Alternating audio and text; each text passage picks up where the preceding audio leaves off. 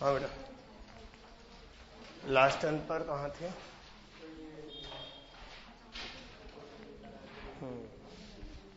आज हम स्टार्ट कर रहे हैं field of view. Field of view,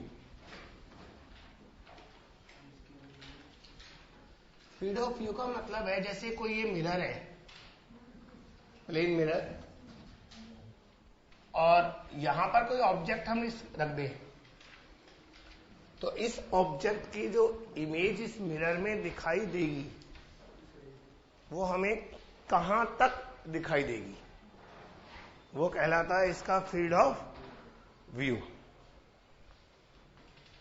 जैसे मान लो एक पर्सन ऐसे मूव कर रहा है, तो हम जानते हैं इस ऑब्जेक्ट से जो रेज आएंगी वो रिफ्लेक्ट होकर इधर जाएंगी, तो पर्सन जब यहां पर होगा तो उसे इमेज दिखने लगी। इमेज यहीं बनने वाली है, इमेज की पोजीशन यहीं आएगी, लेकिन पर्सन को यहां से इमेज दिखने लगेगी।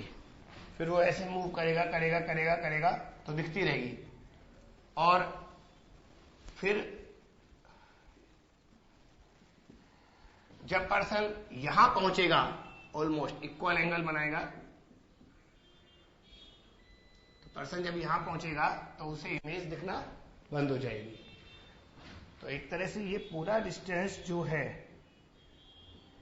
ये कंप्लीट, ये कहलाता है फील्ड ऑफ व्यू। इसका कोई फॉर्मूला नहीं होता, कुछ लोग इसका फॉर्मूला बना देते हैं, वो तो एक तरह से आंसर हटाने वाली बात हो गई। तो आपको ज्योमेट्री से निकालना पड़ेगा ये डिस्टेंस कितना आएगा। उसके लिए ये वाला डिस्टेंस देगा, मिरर की विड्थ लेंथ दे देगा, ऑब्जर्वर का मिरर से डिस्टेंस देगा, वो सब उसे देना पड़ेगा। फिर ज्योमेट्री की हेल्प से हम कैलकुलेट करेंगे कि उसकी इमेज उसे कहां तक दिखेगी।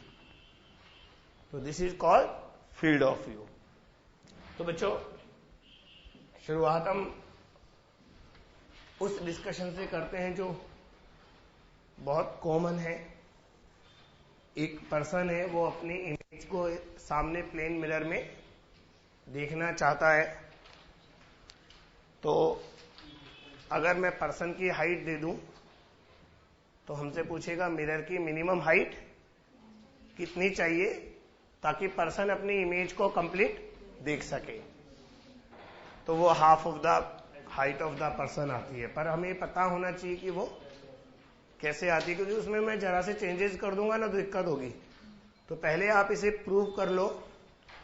If height of a person is h, then minimum height required of mirror is h/2, so that person can see himself in mirror.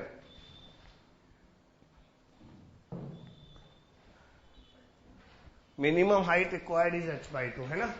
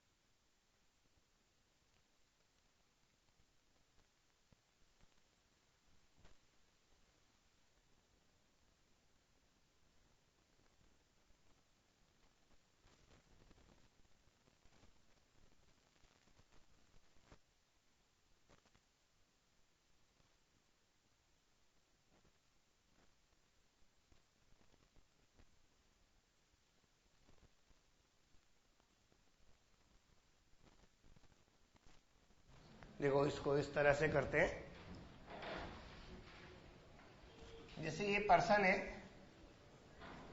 ये इसका पैर है, फुट, ये इसकी आंखें हैं और ये इसका हेड है। आंखें मैंने ज्यादा नीचे बनाई है ताकि हम डायग्राम बना सके। ये सामने एक वॉल है, इस वॉल पर मुझे मिरर टांगना है। बच्चों आप ये देखो, इमेज हम कैसे देखते हैं, अगर आप उस ज्योमेट्री को समझ गए तो ठीक है, वरना फिर आप डरते रहना। हमें पता है अगर हमें अपने पैर देखने हैं तो हमारे पैरों से निकलने वाली जो रेज है वो मिरर से टकराकर हमारी आईज में जानी चाहिए। इसका मतलब ये हुआ हमें इस पॉइंट से अपने पैर दिखने लगे, क्योंकि यहां से टकराकर जो रेज आ रही है वो आईज में जा रही है। इससे नीचे जो रेज टकराएंगी वो यहां पहुंचेगी तो हमें दिखाई नहीं देगी। इसका मतलब मुझे इसके नीचे के मिरर की कोई जरूरत नहीं है, तो मैंने उसे हटा दिया। सिमिलरली अगर मुझे अपना सर देखना है तो बच्चों मैं हेड से निकलने वाली रेज को अपनी आईज में ले जाऊंगा। तो आप देखिए थोड़ा डायग्राम मुश्किल से बनता है क्योंकि स्केल नहीं है ना, इसीलिए मैंने आप लोगों को बोला था स्केल लेकर आना। वो बात अलग है कि आप नहीं लाए होंगे, वो लाए हैं तो यूज करो। तो बच्चों आप देखो हमें अपने हेड की इमेज इस पॉइंट से दिखने लगी, तो इसके ऊपर का भी मिरर यूजलेस है, मैंने वो भी हटा दिया। इसका मतलब इतने से मिरर से मुझे अपनी पूरी इमेज दिख जाएगी। देखो ना, पैर यहां से दिखने लगे, सर यहां से दिखने लगा, तो बीच का तो दिखेगा ही जब सर और पैर दिख रहे हैं तो। और ये भी क्लियर है, हम जानते हैं, हम इसको दो पार्ट में डिवाइड कर दें। ये वाला हाइट जो है इस टोटल का आधा है और ये वाला हाइट इस टोटल का आधा है। आप देखो मिरर तो इतना ही है ना, यानी कि ये मिरर है वो हमारी टोटल हाइट का आधा होगा। जैसे आप इसे h1 मान लें तो ये h1/2, इसे h2 मान लें तो h2/2। तो मिरर का हाइट कितना हो गया, h1/2 प्लस h2/2, और h1 plus h2 is the total height of the person. So the height of mirror required is half of the height of the person. तो बच्चों हमें वो फंडामेंटल पता होना चाहिए कि हम मिरर को कैसे देखेंगे। अब जो बच्चे सिर्फ इस बात को रट लेते हैं कि आधा चाहिए, आधा, उन्हें क्या पता होता है, आधा। अब देखो मैं क्वेश्चन देता हूं, आधे वाले क्वेश्चन कैसे करते हैं देखता हूं। लेकिन मैंने जो समझाया है ना, अगर आप उससे करेंगे तो वो क्वेश्चन बनेगा, वरना नहीं बनेगा। इसको कॉपी करो।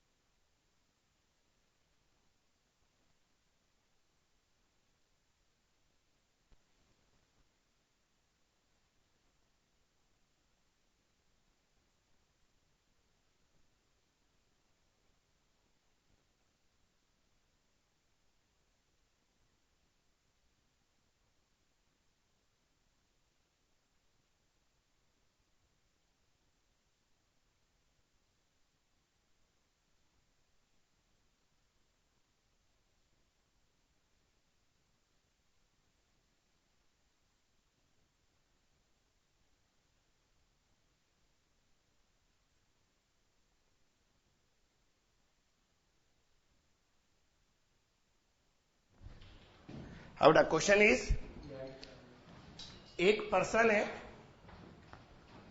उसकी आईज ग्राउंड से 170 सेंटीमीटर हाइट पर है, ये 170, और हेड से टॉप लेवल से नीचे है 10 सेंटीमीटर। तो पर्सन की टोटल हाइट कितनी हो गई, 180।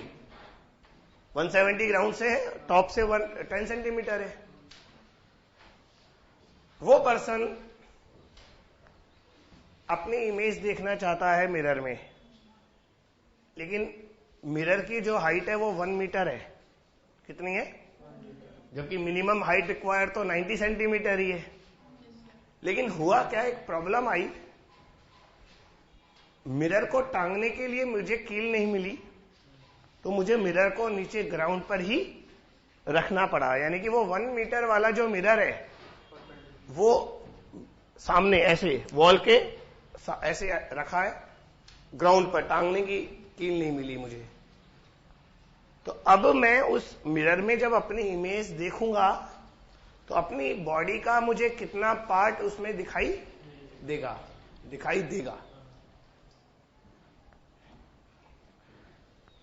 क्वेश्चन फिर से सुन लो। एक पर्सन की टोटल हाइट 180 सेंटीमीटर है, उसमें से आंखें जो है वो 170 सेंटीमीटर हाइट पर है ग्राउंड से। सामने वॉल पर एक मिरर लगा है जो ग्राउंड पर रखा है, टांगने को जगह नहीं मिली हमें। तो इस मिरर में पर्सन अपनी कितनी हाइट देख पाएगा?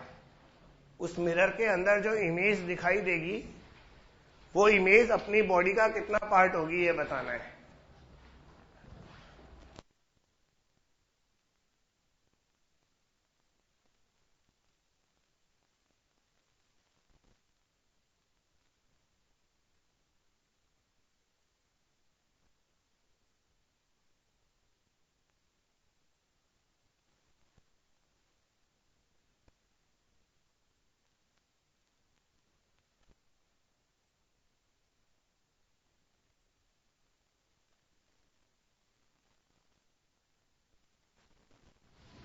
पता है, ये हाइट ऑफ द मिरर जो हाइट ऑफ द पर्सन का आधा आता है, उसकी एक कंडीशन है कि हम लोग h/2 हाइट के मिरर में अपनी पूरी इमेज देख तो सकते हैं, लेकिन हमें वो मिरर एक पर्टिकुलर पोजीशन पर ही लगाना पड़ेगा। आप सोचो, मैं इस मिरर को थोड़ा नीचे कर दूं तो ऊपर से इमेज उड़ जाएगी, और थोड़ा ऊपर कर दूं तो नीचे से पैर कट जाएंगे, पैरों की इमेज दिखाई। यानी कि इस पर्टिकुलर पोजीशन पर जब हम मिरर को लगाएंगे तो ही h/2 आएगा, वरना नहीं आएगा। अब अगर इस मिरर को मैं ग्राउंड पर रख दूं तो थोड़ी ना h/2 चाहिए। समझ गए? अब सोचो,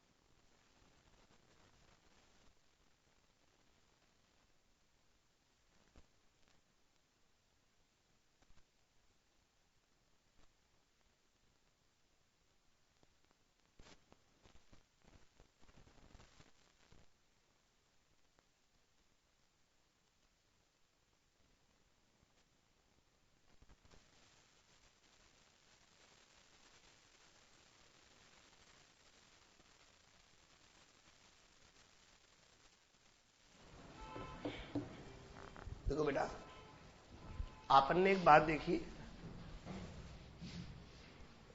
ये वाला जो मिरर है वो हमारे किसी काम में नहीं आ रहा। मैंने ये आपको 170 दिया है, 170 का हाफ होता है 85। हमारा मिरर ग्राउंड पर रखा है, ये मेरा ये मिरर है, मेरे मिरर की हाइट है 1 मीटर यानी कि 100 सेंटीमीटर, उसमें से 85 सेंटीमीटर मेरे काम का ही नहीं। पता है, इस 85 सेंटीमीटर में इस ग्राउंड की इमेज दिखती है। अरे मिरर को वहां रखोगे तो नीचे का ग्राउंड उसमें इमेज नहीं दिखेगी क्या?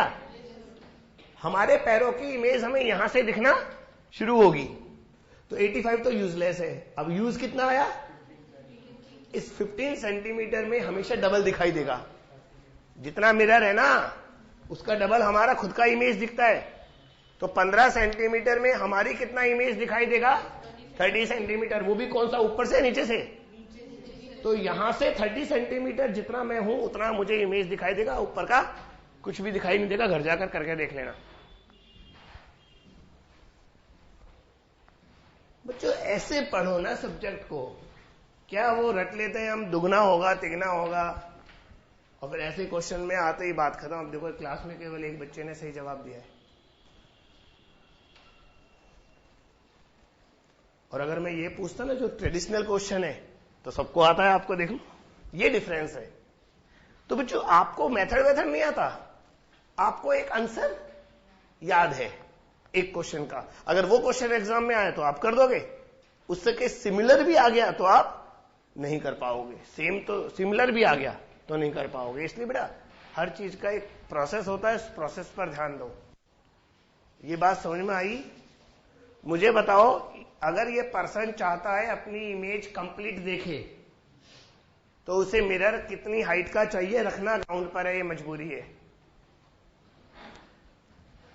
उसे मिरर को ग्राउंड पर रखना है और अपनी इमेज को कंप्लीट देखना है, तो कितनी हाइट का मिरर चाहिए? थोड़ा गलत कर गया, ये भी गलत है।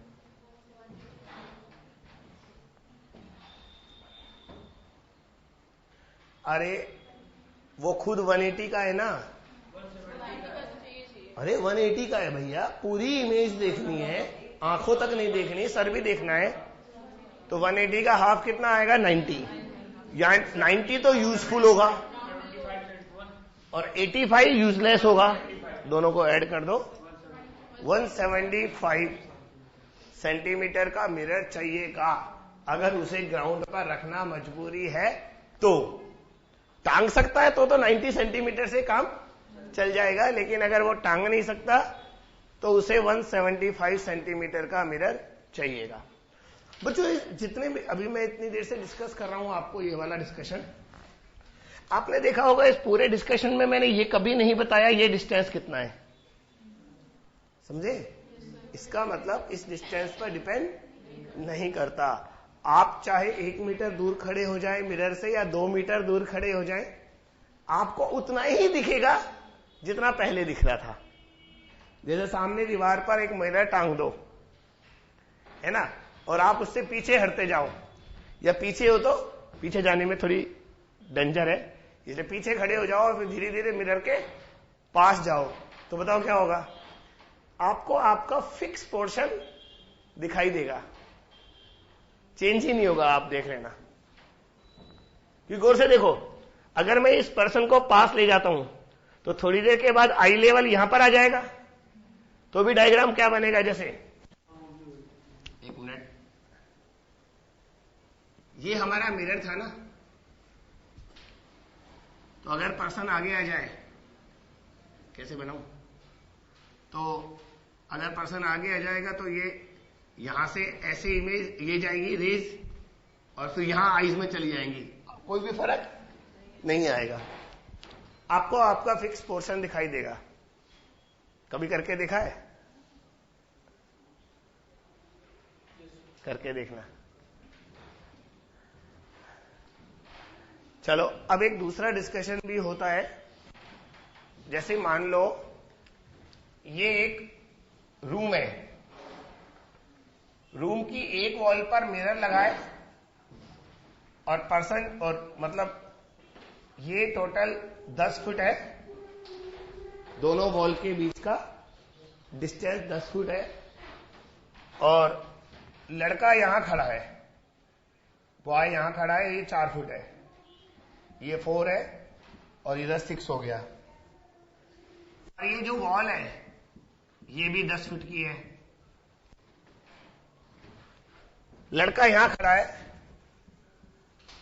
और वो पीछे वाली वॉल की इमेज, इधर एक मिरर है उसमें देखना चाहता है। सुने आप? सामने मिरर है और पीछे पूरी वॉल है, तो उस पीछे वाली वॉल की इमेज मुझे मिरर में देखनी है, पूरी इमेज वॉल की कंप्लीट वॉल मुझे मिरर में देखनी है। तो मिरर की मिनिमम हाइट कितनी होगी बताइए?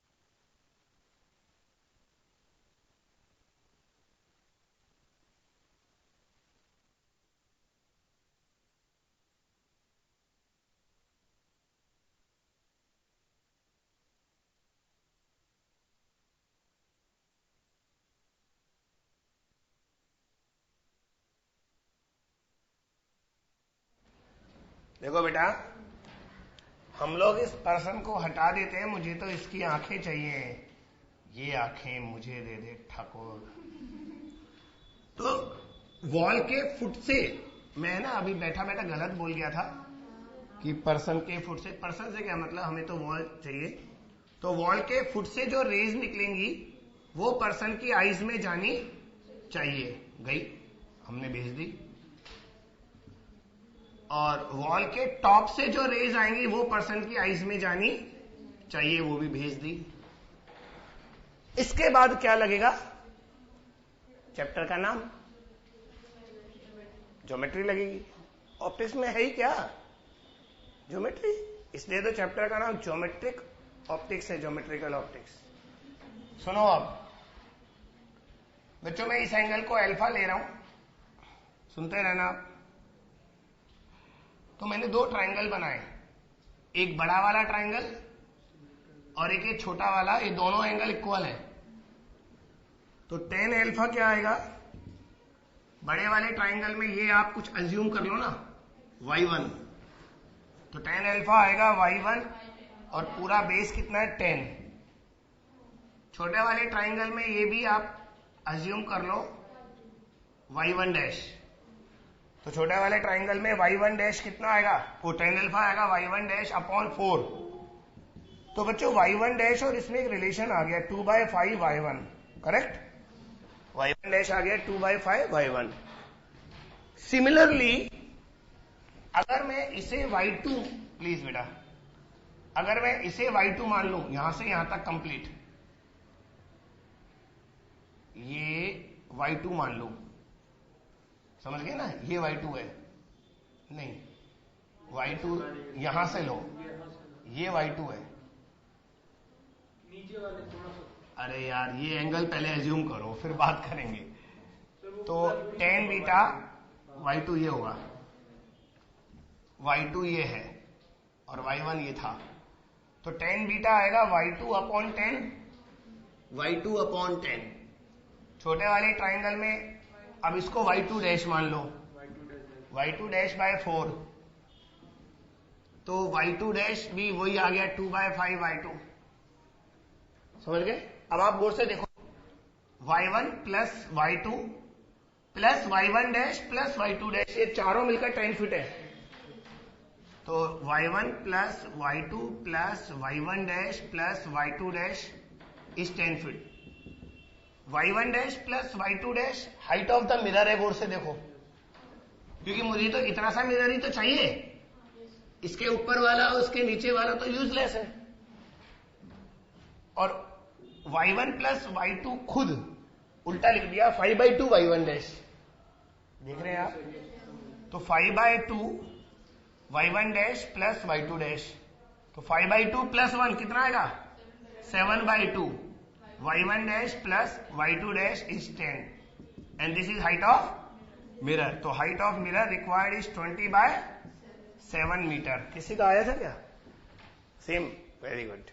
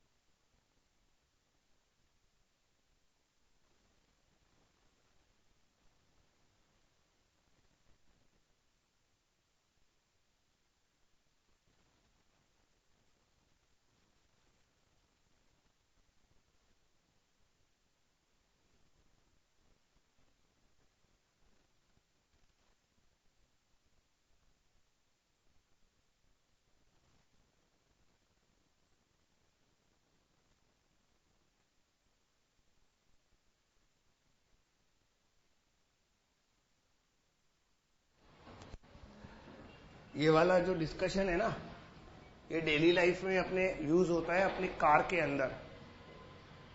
कार में यहां पर एक मिरर होता है ना, मैं साइड मिरर की बात नहीं कर रहा जिसमें रियर व्यू देखते हैं, वो तो कॉन्वेक्स मिरर होता है। यहां पर एक मिरर और होता है, उस मिरर में पीछे वाली जो विंडो होती है वो पूरी फिट इमेज दिखाई देती है, समझे? आप इस मिरर की डायमेंशंस निकाल सकते हैं इस डिस्कशन से। अगर मैं पीछे वाली विंडो की डायमेंशन दे दूं और आपका इन दोनों से डिस्टेंस दे दूं, मिरर से भी और विंडो से भी, तो आपको ए पता लग जाएगा, बी पता लग जाएगा, पीछे वाली वॉल की हाइट पता लग जाएगी, तो इस मिरर की हाइट निकाल सकते हैं आप।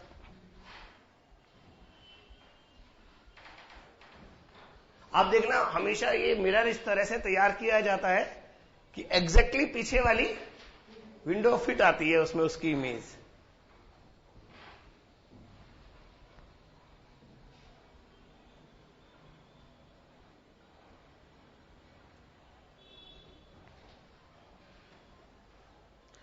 अब इसमें है ना ऐसे क्वेश्चन भी बना देता है,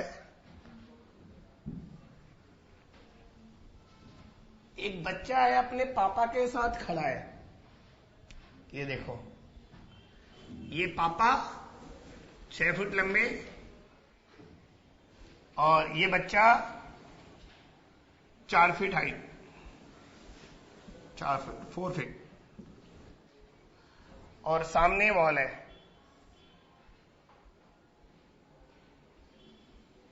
समझ गए? मैं आपको मिरर की पोजीशन के लिए कोई बाउंड नहीं कर रहा, आप मिरर को कहीं भी लगाओ, लेकिन आप मिरर की हाइट बताइए मिनिमम कम से कम कितनी चाहिए, ताकि ये लड़का अपनी इमेज भी पूरी देख सके और पापा की इमेज भी, इसको आप खुद भी पूरा दिखे और पापा भी पूरे देखे। और हां, ये दोनों डिस्टेंसेस इक्वल हैं, ये दोनों डिस्टेंसेस इक्वल हैं।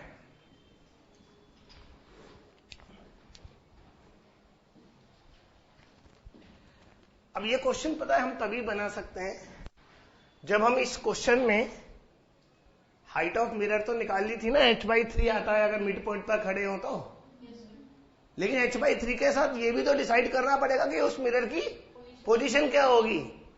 वो इस ट्राइंगल से जवाब आ रहा है, आप देखो उसका आंसर आ जाएगा।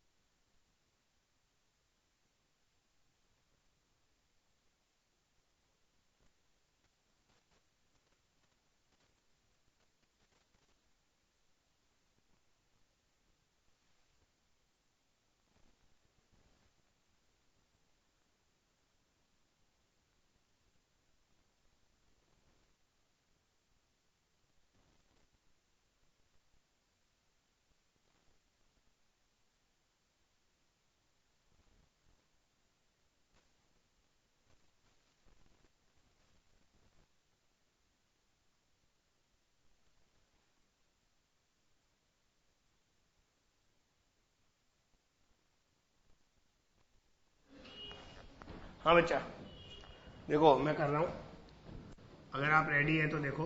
अभी ये ना इस लड़के को हटा रहा हूं, इसकी आंखें ले रहा हूं, ये आंखें हैं। अगर मुझे पीछे पापा को देखना है तो ऐसे रेज जो जाएंगी वो मेरी आंखों में जानी चाहिए।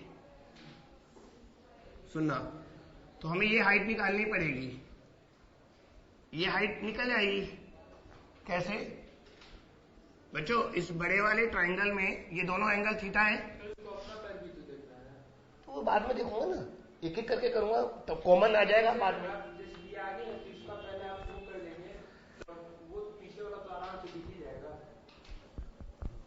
हमें एक मौका तो दे कुछ बताने का। तो ये बड़े वाले ट्राइंगल में हो सकता है, मैंने कहा ना मेरे मेथड थोड़े स्लो हो, पर वर्सेटाइल है, मतलब कहीं भी यूज करो। तो ये दोनों एंगल इक्वल है। अब बच्चों ये देखो, इसका बेस डबल है।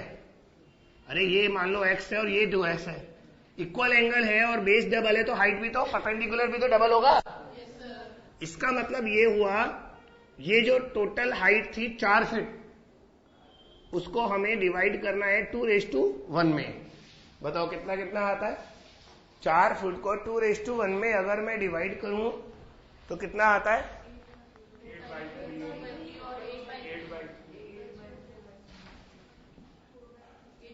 8/3 और 4/3। इसका मतलब ये हुआ, ये 8/3 फुट है, वहां से इसको अपने पापा दिखने लगेंगे। खुद यहां खड़ा है 8/3, लेकिन खुद के पैर कहां से दिखेंगे वो निकालो। अरे ये खुद 4 फीट का है, तो खुद के पैर दिखेंगे 2 फुट से। अब 2 फुट इसके नीचे आएगा, इसके ऊपर जाएगा, नीचे आएगा। इसका मतलब अगर वो अपने पैरों को देखेगा तो पापा के पैर तो दिख ही जाएंगे। श्योर? तो बच्चों नीचे से हमें शुरू करना है 2 फुट से मिरर को, वो मजबूरी है, क्योंकि अगर उसने 8/3 पर लगाया तो पापा के पैर तो दिख जाएंगे, खुद के कर जाएंगे। करेक्ट? दोनों देखने हैं। सेम कैलकुलेशन ऊपर के लिए करो। जैसे अब ऊपर के लिए कैलकुलेशन कर नहीं सकते क्योंकि इसको खुद का सर देखना है, तो खुद का सर देखने के मैंने ये वाला डिस्टेंस 0 दिया है ना, तो अगर आई से आई को देखना है तो सामने से रेज आएंगी टकराकर, तो खुद को तो यहां से दिखेगा। अब पापा की चिंता करनी पड़ेगी क्योंकि पापा जी यहां से नहीं दिखेंगे, पापा का सर थोड़ा ऊपर से दिखेगा। तो बच्चों यहां से जो रेज आ रही है वो ऐसे जानी चाहिए, बस ये और निकाल दो आप। कैसे निकलेगा? ये टोटल कितना है? 2। अरे 4, टोटल 6 में से 4 गया तो 2 बचा। अब नहीं, अब हमें पता है ये टोटल 4 है, इसको 2:1 में डिवाइड करना। सॉरी 2 को 2:1 में डिवाइड करो। 4/3 और 2/3। इसका मतलब ये कितना होगा? 2/3। समझे? तो बच्चा 2/3 ऊपर और लेना पड़ेगा। ये आ गया 2/3। अब और ये 2 था ना, तो ये बीच का कितना होगा? नहीं, एक मिनट, ये तो 4 है ना, 4 में से ये 2 गया तो 2 बचा। करेक्ट? तो 2 + 2/3 8/3 फीट का मिरर लेना पड़ेगा।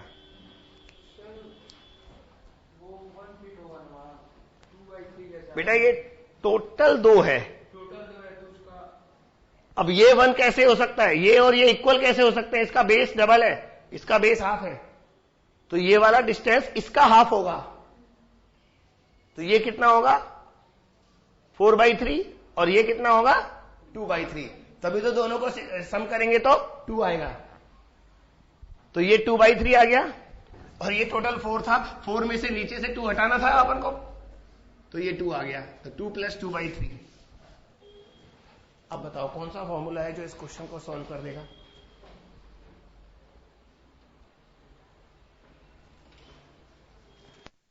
मतलब इस क्वेश्चन की खास बात यह है, नीचे से मिनिमम हाइट लेने के लिए खुद के पैर देखने पड़े, मतलब कंस्ट्रेंट जो था वो खुद के पैर थे, और ऊपर जो कंस्ट्रेंट है वो डैडी के पापा के सर था। तो दोनों को लिमिट लगानी पड़ी हमें। ये गलत है क्या? अरे मेरे बच्चा, एक मिनट एक मिनट, ये y1 मान लेता हूं, इसको y1 डैश, तो टेन थीटा क्या आएगा? y1 upon 2x। अरे ये y1 है, ये 2x है, और छोटे ट्राइंगल में टेन थीटा क्या आएगा? y1 dash upon x। तो y1 डैश खुद कितना हो गया? y1/2, और y1 और y1 डैश का सम 2 है, तो वही तो किया है मैंने। अभी भी नहीं समझे?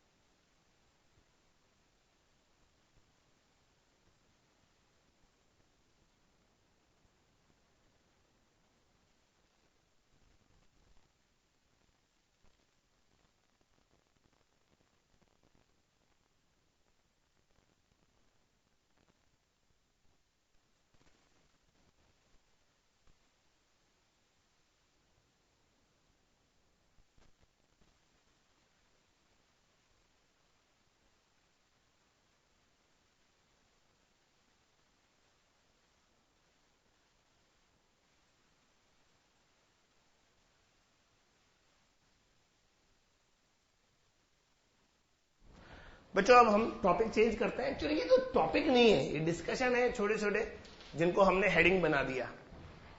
ऐसे कोई नहीं होते कि बुक में ये टॉपिक आएगा फिर ये टॉपिक आएगा, ऐसे कुछ नहीं होता।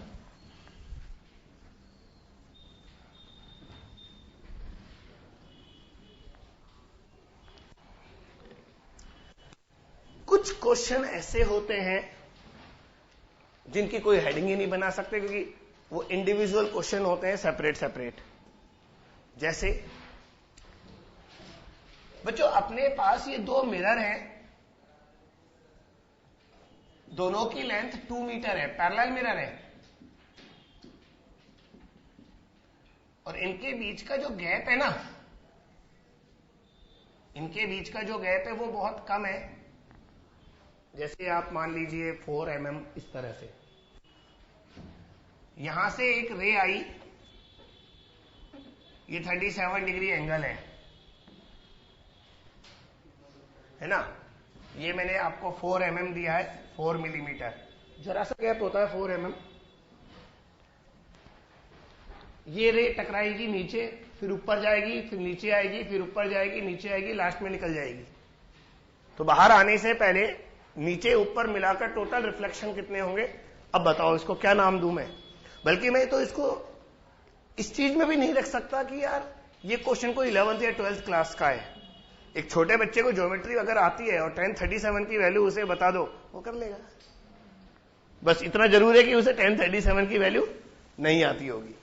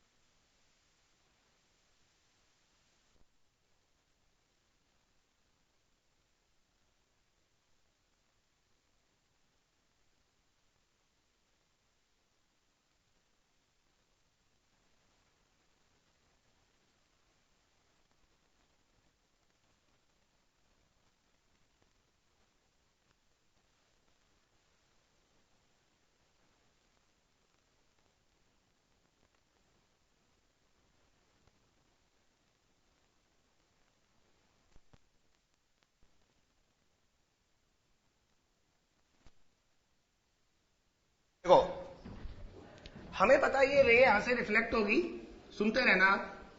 अगर ये एंगल भी 37 है और ये 4 mm है, तो ये पक्का 3 mm होगा। बच्चों, पहला रिफ्लेक्शन कहां हो रहा है? x = 0 पर, इसको 0 मानो और इधर पॉजिटिव करो। दूसरा रिफ्लेक्शन ऊपर हो रहा है 3 mm पर, कहां हो रहा है? 3। फिर ये नीचे आएगी, ये 3 था तो ये भी 3 होगा, तो यहां से 6 हो गया। तीसरा रिफ्लेक्शन 6 पर, याद रखो मैंने इसको फर्स्ट काउंट किया है। फिर इस तरह से चलता रहेगा। तो टोटल लेंथ कितनी है? 2000 को 3 से डिवाइड कर देगा, 666.6 आएगा। इसका मतलब जो 666 रिफ्लेक्शन होगा वो होगा 1998 मिलीमीटर पर। सुन रहे हैं आप?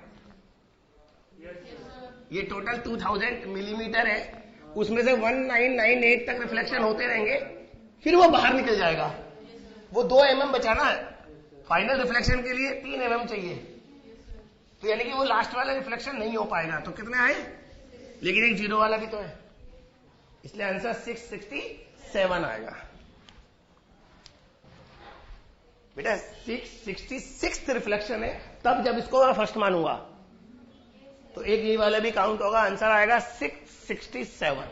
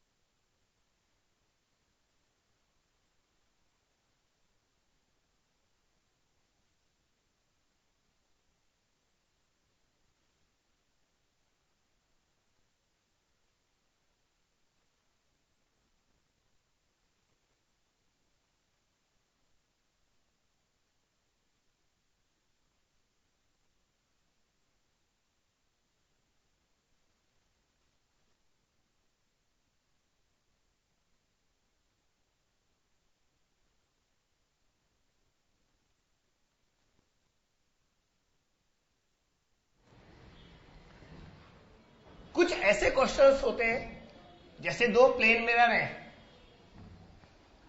इन दोनों प्लेन मिरर के बीच का डिस्टेंस 10 सेंटीमीटर है सपोज, और यहां एक ऑब्जेक्ट रखा है, ये ऑब्जेक्ट इससे 4 सेंटीमीटर है, तो कोई डाउट नहीं, पीछे वाले मिरर से 6 हो गया। अब वो कह रहा है, हमें पता है इनफाइनाइट इमेजेस बनती हैं, इधर भी दिखेंगी बहुत सारी और इधर भी दिखेंगी, तो ये मिरर M1 मान लेते हैं और ये M2। तो M1 में दिखने वाली फर्स्ट 3 इमेजेस का M1 से डिस्टेंस बताइए। क्वेश्चन सुना आपने? M1 में दिखने वाली फर्स्ट 3 इमेजेस का M1 से डिस्टेंस बताइए।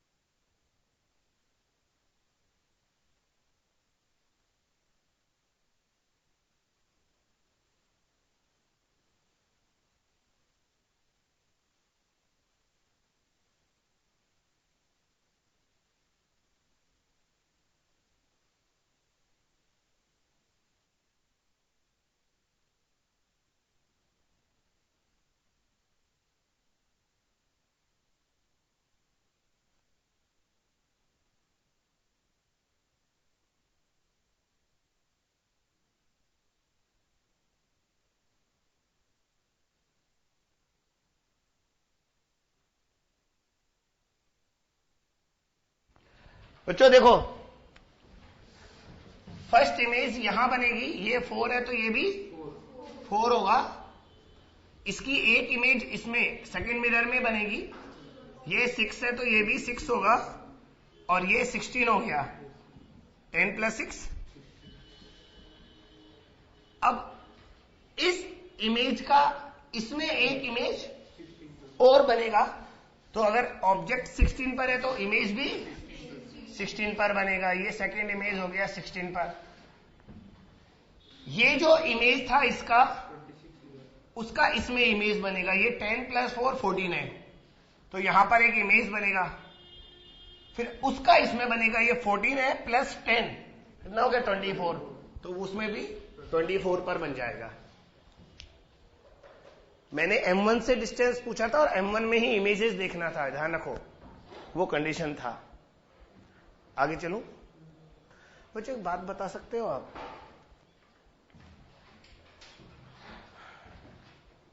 ये तो समझ में आता है कि इसका इमेज इसमें बना, पर इसका इसमें बना वो भी समझ में आता है, पर इसका वापस इसमें हमने क्यों लिया? क्योंकि वो इमेज इसके लिए ऑब्जेक्ट की तरह वर्क करेगी ना। क्यों? वही तो मेरा क्वेश्चन है, हम ऐसा क्यों लेते हैं? एक बार ले लिया ना, दोनों में काम खत्म बस। मैं यही तो देखना चाहता हूं कि आपको वो चीज पता है या नहीं पता। प्रैक्टिकल मैं जानता हूं, तुम देखते हो, लेकिन रीजन, हम तो साइंस के स्टूडेंट है ना, तो हमें वो तो पता होना चाहिए।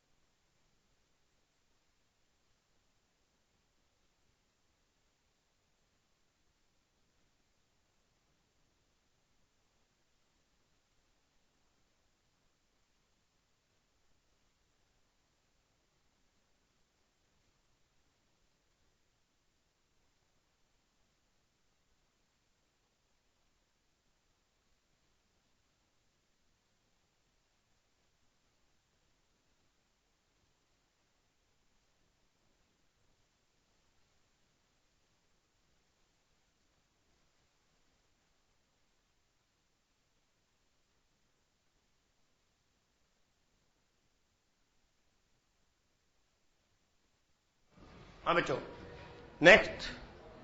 अच्छा एक बात बता सकते हो आप, ये दो परपेंडिकुलर मिरर है, मैंने हल्का सा यहां इनको कट मारा और यहां पर एक ऑब्जेक्ट रख दिया, करेक्ट?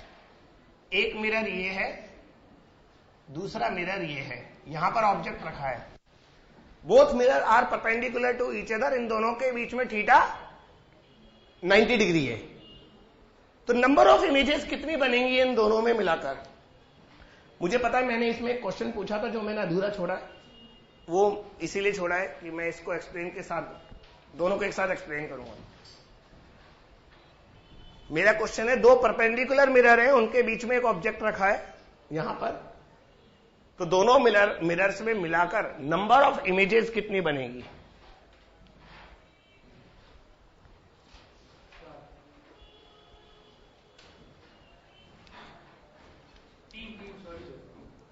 तो नंबर ऑफ इमेजेस आपको बताया गया है 360 अपॉन थीटा -1। पढ़ा देता हूं, नहीं बताया तुम लोगों को? बताया है ना? 360 अपॉन थीटा -1। थीटा कितना है? 90 पुट करो, कितना आएगा? 4 - 1 3, है ना? ये आंसर गलत है।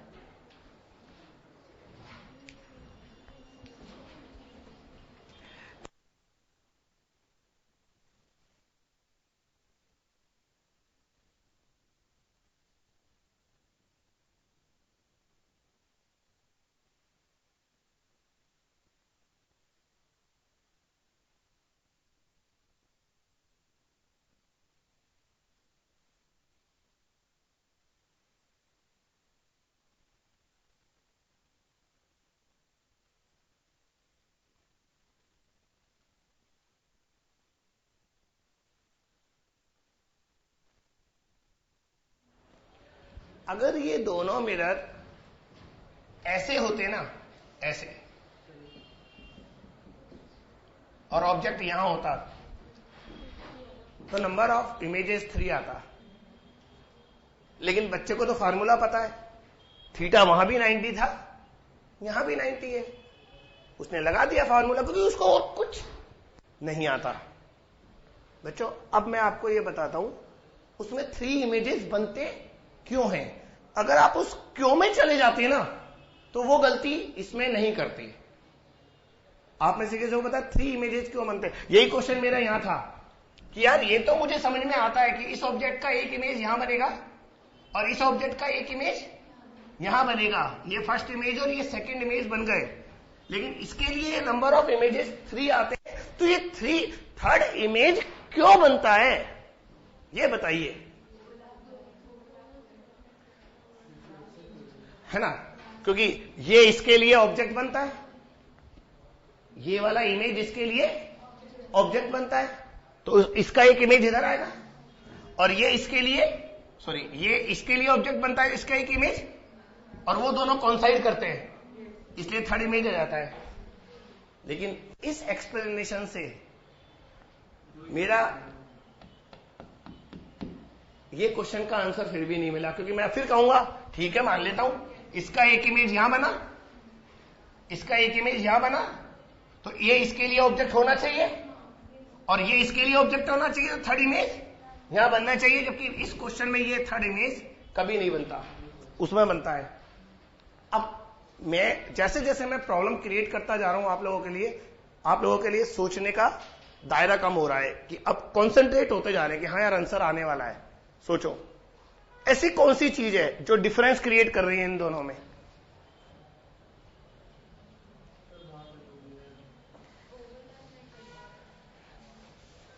बट ओवरलैप नहीं कर पाएगा तो 4 हो जाते 3 की जगह। फिर मैं तो कहता हूं ये इमेज ही नहीं है, सिर्फ आंसर इसका 2 ही है।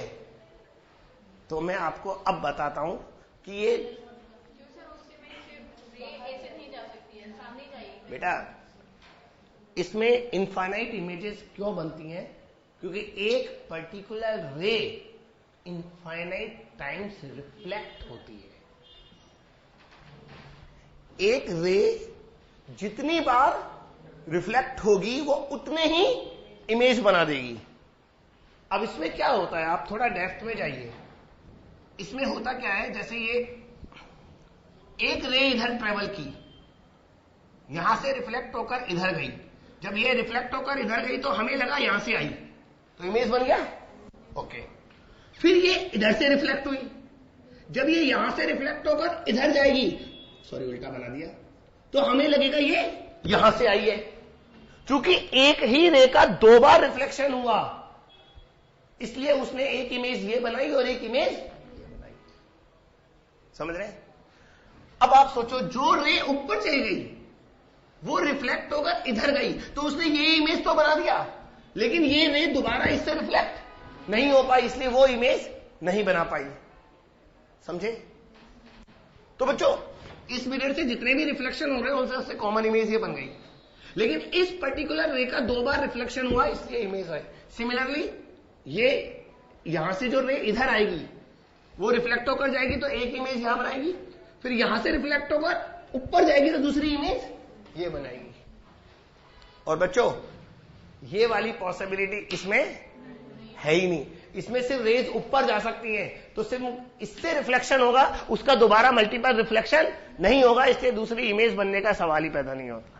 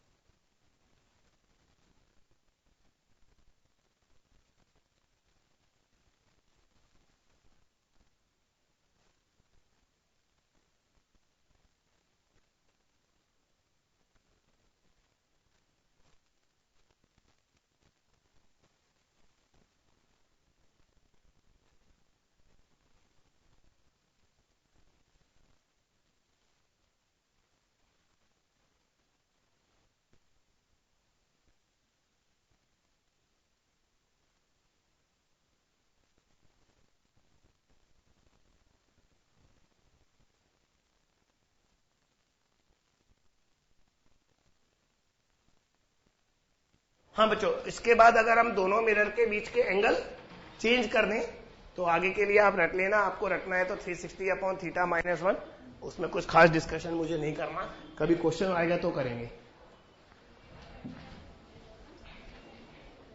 जैसे है ना, कुछ क्वेश्चन और होते हैं, टाइम अभी तो बचा है ना, किस तरह के क्वेश्चन होते हैं। एक रे है सनरे, सनरेज हॉरिजॉन्टल से 30 डिग्री पर आ रही है, सुना आपने? एक मतलब सन रेज हॉरिजॉन्टल से 30 डिग्री पर आ रही है, और एक मैंने मिरर लगा दिया, मिरर से रेज टकराई और वर्टिकल डाउनवर्ड चली गई। तो आपको बताना है वो मिरर जो है वो हॉरिजॉन्टल से कितना एंगल बनाएगा।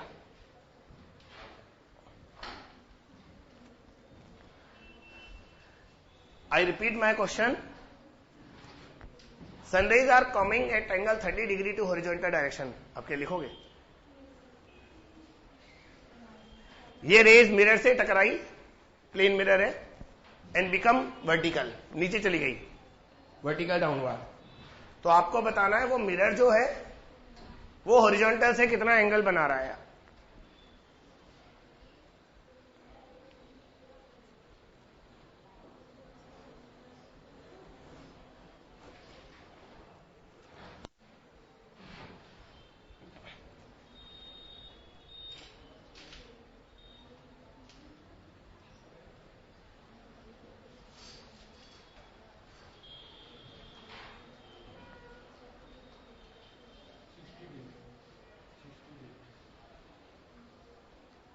देखते हैं।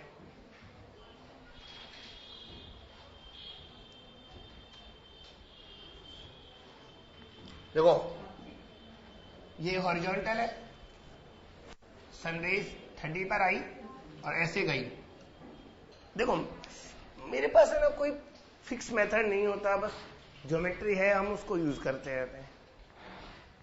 अगर ये एंगल 30 है और ये तो 90 है ही, तो टोटल 120 हो गया। इसका मतलब इंसिडेंट और रिफ्लेक्टेड रे के बीच 120 एंगल है, तो नॉर्मल इस एंगल को बाइसेक्ट करता है। सुन रहे हैं आप?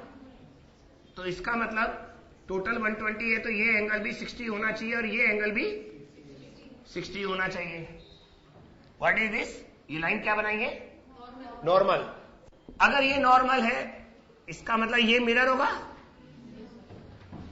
तो ये मिरर बना दिया मैंने, ये मिरर है। अब बस हो गया काम। नहीं 45 तो आ ही नहीं सकता। तो अगर ये टोटल 60 है और ये 30 था, इसका मतलब ये भी 30 है। समझ रहे हैं ना? अगर ये एंगल 30 है, इसको पीछे एक्सटेंड करते तो ये एंगल भी 30 होगा और ये एंगल 60 होगा, यानी कि मिरर जो है वो हॉरिजॉन्टल से 60 डिग्री का एंगल बना रहा है। बच्चों ये जो शुरुआत की है ना मैंने एंगल वाली, ये पूरे ऑप्टिक्स में चलेगा। ये 90 तो ये 60 तो ये 30 तो ये इतना तो वो उतना।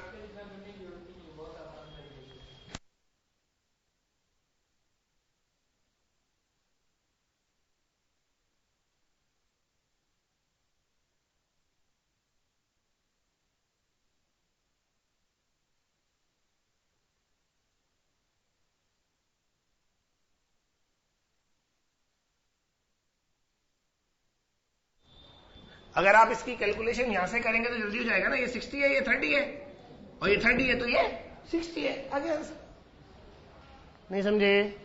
तो वो तो ठीक है, मैं उधर चला गया था, आप इधर से कर लो। तो बेटा बाकी डिस्कशन नेक्स्ट लेक्चर में, ठीक है ना?